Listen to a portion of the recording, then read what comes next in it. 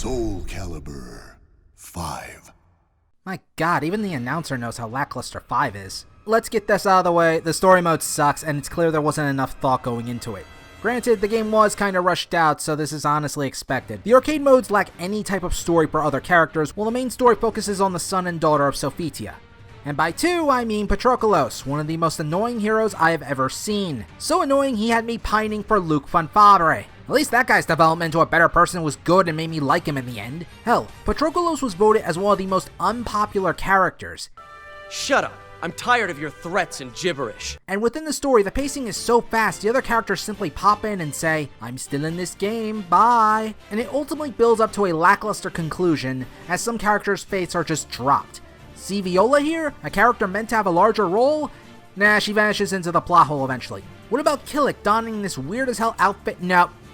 Not even mentioned. How is Patrokolos able to use a katana without any training whatsoever? There's a simple explanation for that. This is not helped with still images that are practically just sketch art that try to tell the story. It makes the Guilty Gear stuff look masterful. Combine that with bad dialogue less than 4 hours to finish the game, and you pretty much have what is obviously a rushed story. For a supposed conclusion to the Soul Calibur series, this really felt like a letdown.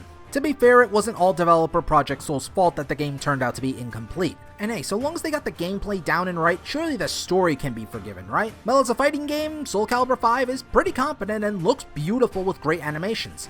Much like the previous game, you can break off opponents' clothing, and it retains ring-outs as well. The problem with this game, however, mainly stems from the learning curve, which makes other harder modes much less accessible to those who suck. AKA me, goddamn weird-ass Killick. Every blow though feels quite solid, and pulling up harder moves can be satisfying at times. And the characters for the most part are varied, successfully mimicking the styles of previous characters that were replaced, and adding in some of their own moves for charm. New to the game is the critical edge meter, which can allow for various effects depending on how you use it. You can make some attacks more powerful, use a shield to help block attacks better, or save it up for a special move that is different for each character. And each one seems to vary for their own usage, with some made for more combos or others made for pure damage output. But given how some specials are incredibly powerful, your meter is probably better off being saved for that rather than the other stuff. The modes are pretty lacking though. Aside from the story mode, there is an arcade mode with different country routes with different enemies. No story though means it's mainly just there for challenge. There is another mode with very tough AI, so I couldn't exactly get far in that. And there's even a mode where you can fight against different created characters and gain a style for Devil Jin of Tekken. Not the character himself, mind you. These modes will have to be played since you have your own level up meter to unlock character creation pieces and other characters. And that's where the real fun is. Soul Calibur's character customization. You can create so many different fighters as you unlock more gear. The possibilities remain endless. Just go ahead and Google what you can make and you'll be able to see several different video game characters or anime characters recreated. There are some drawbacks, like not being able to use your own customized style and having to rely on the same styles used by others. Also, DLC is pretty pricey for everything, but even without it, you can definitely find some fun in it. It's such a shame though that leveling up remains freaking slow. The final verdict for Soul Calibur 5 is for fans only. It could still be a fun fighter or a way to kill some time creating fighters if you find it for a low price. About the only reason to ever consider getting this game. Otherwise, you can find more competent fighting games elsewhere. I'm the smartest moron, and I think Ezio can sum up my thoughts on Patrokolos and the story in general. May no one remember your name.